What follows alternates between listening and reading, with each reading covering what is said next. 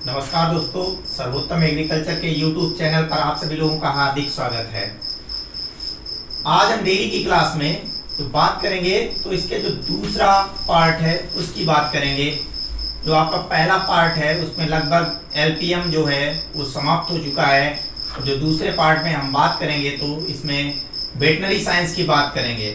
तो veterinary science की जो बात करेंगे तो इसमें आपको ध्यान रखना है कि बहुत ही महत्वपूर्ण क्वेश्चन पढ़ने हैं हमको, जिससे बहुत अधिक बार क्वेश्चन पूछे जा चुके हैं।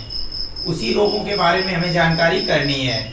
और तो आपका इसमें दो प्रकार के रोग हैं। एक तो आपका जो पशुओं से संबंधित रोग होते हैं और दूसरा जो आपके हैं पक्षियों से संबंधित रोग। ठीक है, अब बात ये आ रही है कि जो डिजीज हैं, जो रोग हैं, वो किस किस प्रकार से पशु में फैलते हैं। ये जैसे कह सकते हो कि वायरस के द्वारा कौन सा डिजीज हो रहा है, या बैक्टीरिया के द्वारा कौन सा डिजीज हो रहा है, या माइकोप्लाज्मा के द्वारा कौन सा डिजीज हो रहा है, या अन्य कोई कारण है उसके प्रति अगर कोई डिजीज हो रहा है। तो सबसे पहले हम लोग ये देखेंगे इसमें कि जो वायरस है या बैक्टीरिया है या अन्य कोई माइकोप्लाज्मा है उसके थ्रू अगर कोई डिजीज है तो पूछेंगे, तो उसमें हम देखेंगे कि इसमें कैसे क्या होता है। तो उसको एक माध्यम से हम देखते हैं। कारक के आधार पर जो ये रोग है, डिजीज हैं, वो किसके आधार पर हैं? कारक के आधार पर। कारक मतलब जैसे कि कह सकते हैं कि जीवाणु द्वारा कौन कौन से रोग हो रहे हैं, और विषाणु के द्वारा कौन कौन से रोग हो रहे हैं, और फफूंदी के द्वारा कौन कौन से रोग हो रहे हैं, या प्रोटोजोआ के द्वारा कौन कौन से रोग हो रहे हैं। तो सबसे पहले हम देखते हैं कि जीवाणु के द्वारा बैक्टीरियल डिजीज जो है वो कौन कौन से डिजीज हैं, या बैक्टीरिया के द्वारा कौन कौन से रोग हो रहे हैं। बहुत पूछा जाता है इसमें कि कौन सा वायरस के द्वारा हो रहा है या बैक्टीरियल डिजीज है। तो एक तो आपका है ये थनैला, बहुत पूछा जाता है। इसके बाद क्षय रोग, इसको ट्यूबरकुलोसिस बोलते हैं, टीबी जिसको बोलते हो। नेक्स्ट जो है वो है जहरबाद, ब्लैक क्वार्टर इसको बोलते हैं। कहीं कहीं पर जहरबाद ना होके ब्लैक क्वार्टर में आता है। इसके बाद जो नेक्स्ट है गिल्टी, याद रखिएगा ये कभी नहीं पूछा जाता है, ये पूछा जाता है एंथ्रैक्स। सदैव याद रखिएगा एंथ्रैक्स पूछा जाता है कि एंथ्रैक्स कैसा रोग है, तो किसके थ्रू होता है? जीवाणु द्वारा। इसके बाद गलघोंटू है। नेक्स्ट जो है कुक्कुट हैजा या फाउल कालरा। नेक्स्ट है पुलोरम डिजीज। अब हम बात करें कि विषाणु के द्वारा, वायरल डिजीज है जो विषाणु के द्वारा कौन कौन से रोग हो रहे हैं। तो सबसे पहले एक आता है आपका चेचक। भाई काऊ पॉक्स हो सकता है, बुफेलो पॉक्स हो सकता है, तो पॉक्स बोलते हैं इसको। इसके बाद जो है दूसरा है, बहुत महत्वपूर्ण क्वेश्चन है इसका, FMD, खुरपका मुंहपका। इसको FMD आता है, खुरपका मुंहपका बहुत कम आता है। FMD डिजीज किससे होता है? तो सीधे वायरस के थ्रू। बहुत बार एग्जाम में पूछा जा चुका है ये क्वेश्चन, इससे 100% आता है। इसके बाद है रेबीज है, रानीखेत, ये भी बहुत पूछा जाता है, जो ये आपका मुर्गियों में बहुत भयंकर बीमारी है। इसके बाद पशु प्लेग, रेंडर पेस्ट। नेक्स्ट जो है वो फफूंदी के द्वारा है, फंगल डिजीज। कौन कौन सा है? खूनी दस्त है, कॉक्सीडियस और रिंगवर्म।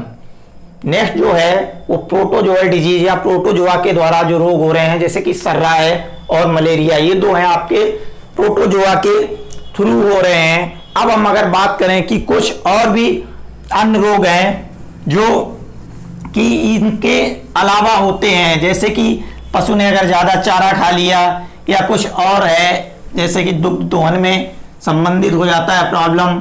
अगर हम लोग कोई गलत विधि अपना लेते हैं दुग्ध दोहन में, तो उसमें क्या होता है? तो डिजीज हो जाता है। तो जो अन्य डिजीज हैं वो इस प्रकार हैं, जो 2-3 डिजीज हैं मैं आपको बता रहा हूं, वो हैं आपके अफारा और दुग्ध ज्वर।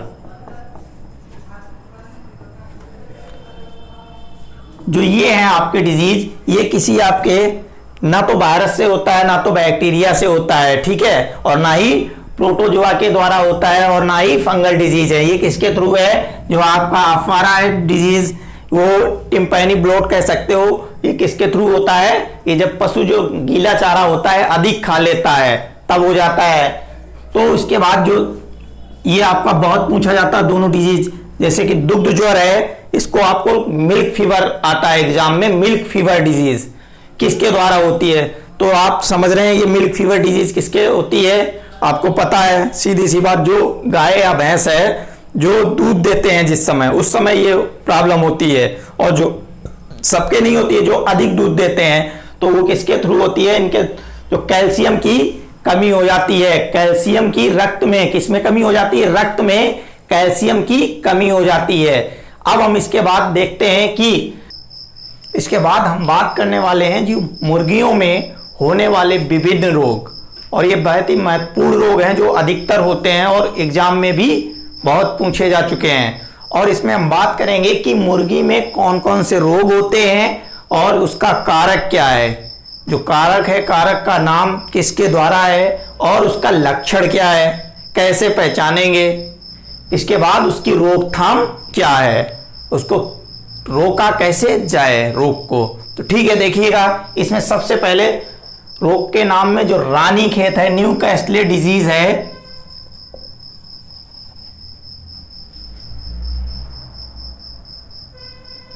जो न्यूकास्टल डिजीज है ये बहुत ही महत्वपूर्ण डिजीज है। रानीखेत, ऐसा कोई एग्जाम नहीं जिसमें पूछा ना गया हो। अगर मुर्गी के रोग की बात की जाए तो अगर रानीखेत का नाम नहीं लिया गया तो मानो कुछ नहीं लिया गया।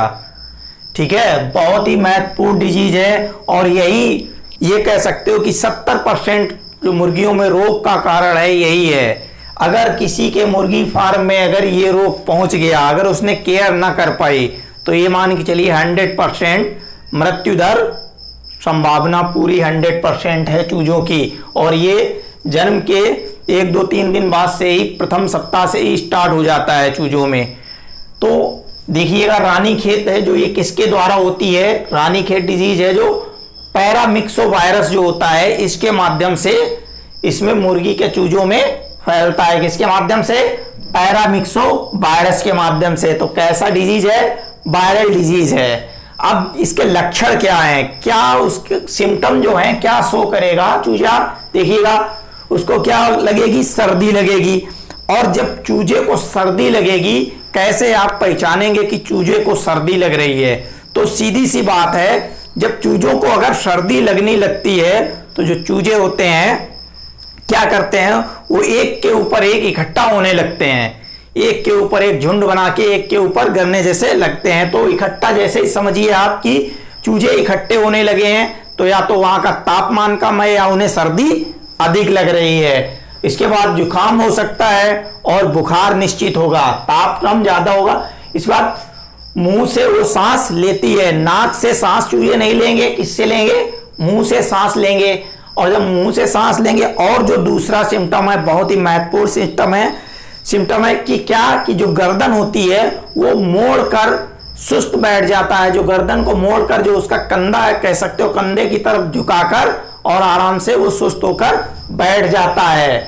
और ये मानिए इसमें जो मृत्यु दर है वो 90 से लेकर 100% है। ये मान के चलिए 90 तो बहुत कम, 100% मृत्यु दर है। इसी कारण ये देखा गया है कि इसको रोग के आने की नहीं सोची जाती है कि रोग जब आए तब हम दवा देते हैं, पहले ही दवा दे दी जाती है। रोग के आने से पहले ही चूजों को दवा दे दी जाती है। तो जो रोकथाम के लिए क्या करना चाहिए, तो ये जो भी दवा है इसमें ये कह सकते हो कि जब चूजे का जन्म हुआ है तो 15 दिन मतलब 2 सप्ताह से पहले ही सारी प्रक्रिया कर लेनी चाहिए। उसमें डिजीज है या नहीं है फिर भी आपको करना है। तो कैसे करना है, 2 सप्ताह के अंदर, जो पहला सप्ताह होगा, जन्म के पहले सप्ताह में क्या करेंगे, F1 का टीका आता है वो देंगे। उसके बाद में जब F1 का टीका दे दिया जाएगा तो जैसे दूसरा सप्ताह स्टार्ट होगा तो क्या दिया जाएगा, R2 का टीका दिया जाएगा। यदि ये नहीं है तो चीनी में KMNO4 मिलाकर उसको देना चाहिए चूजों को। किसमें, चीनी में KMNO4 मिलाकर देना चाहिए। ये आपका बैंक AFO में पूछा जा चुका है क्वेश्चन, AFO बैंक में पूछा जा चुका है। पूछा ये गया था कि जो इसका एक टीके का नाम दिया गया था, पूरा जो टीके का नाम दिया गया था ये किस से संबंधित है, किस रोग से संबंधित है। तो जो F1 का टीका जिसको बोलते हैं, तो इसको बोलते हैं F1 लाइव, ठीक है, F1 लाइव बोलते हैं, देख लीजिएगा, F1 लिव जिसको बोल रहे हैं, और क्या लसोटा बोलते हैं,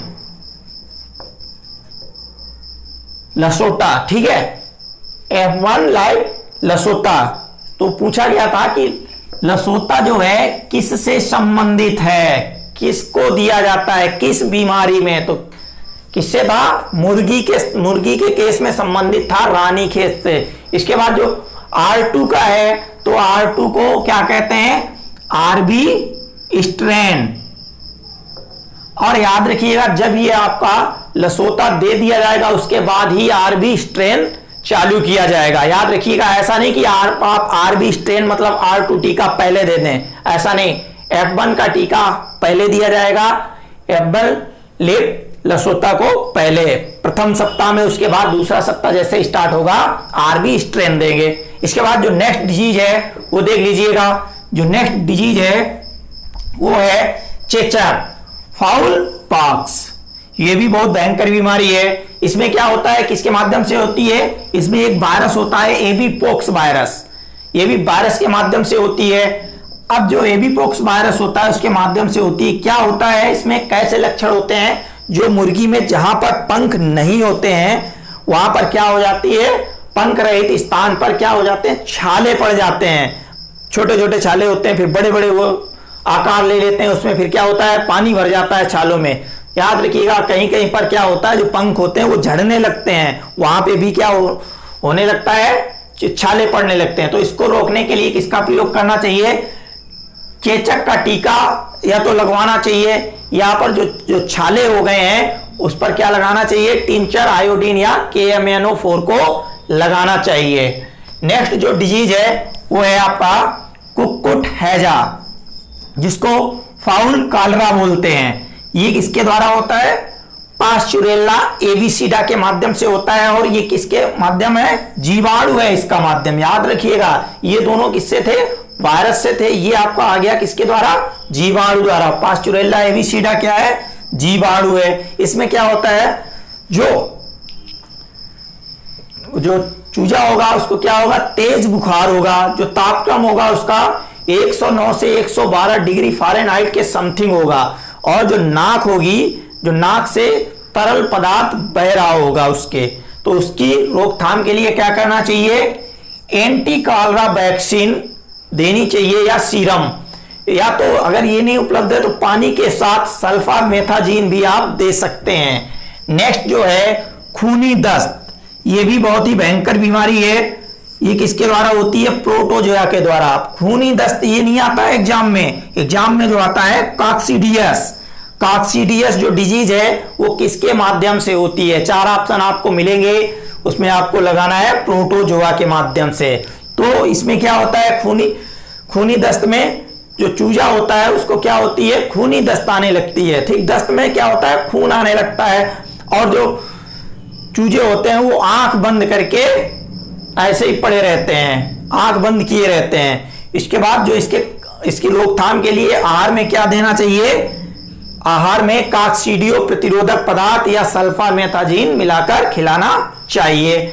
इसके बाद हम बात करें कि पुलोरम डिजीज है, ये किसके माध्यम से होता है, साल्मोनेला पुलोरम, ये आपका जीवाणु है, इसके माध्यम से होता है। और इसमें जो है 2 से 10 दिन के चूजे की जब आयु होती है तो उस समय ये प्रभावित होते हैं। और इसका एक महत्वपूर्ण जो लक्षण है तो उसका लक्षण ये है, जो इनका दस्त होता है वो सफेद रंग का दस्त होता है। और जब सफेद रंग का दस्त होता है तो जो चूजे होते हैं क्या होते हैं, जो चूजे होते हैं वो सुस्त हो जाते हैं, बहुत ही सुस्त और कमजोर हो जाते हैं। हालांकि इसमें इतनी जल्दी मृत्यु नहीं होती है, लेकिन जो कमजोर बहुत हो जाते हैं और सुस्त रहने लगते हैं। तो इसकी रोकथाम के लिए क्या करना चाहिए, 0.04% फ्यूराजेली डाल मिलाकर चूजों को खिलाना चाहिए। ये तो बात थी मुर्गी से संबंधित जो भी जितने भी रोग हैं, यही अधिकतर आपके एग्जाम में पूछे जाते हैं और बहुत ही महत्वपूर्ण रोग हैं। प्रत्येक डिजीज, ऐसा कोई डिजीज इसमें नहीं है जो अभी तक ना पूछा गया हो। और याद रखिएगा, ऐसा नहीं कि इससे ना पूछा जाता हो, इससे भी पूछा जाता है, लक्षण से भी और रोकथाम से भी और कारक से भी या डिजीज से भी। जो आपके चारों कॉलम है, चारों कॉलम से क्वेश्चन बनता है। क्वेश्चन कैसे बनता है कि क्वेश्चन इस तरीके से बनता है कि जो अगर चूजे को फाउल कालरा हो गया तो उसकी रोकथाम के लिए क्या करना चाहिए, तो क्या करना चाहिए, एंटी कालरा वैक्सीन का प्रयोग करना चाहिए। 4 आपको वैक्सीन दी गई होंगी, उसमें आपको ये आंसर लगाना है। या इस तरीके से पूछ दिया जाता है कि जो रानीखेत बीमारी है जो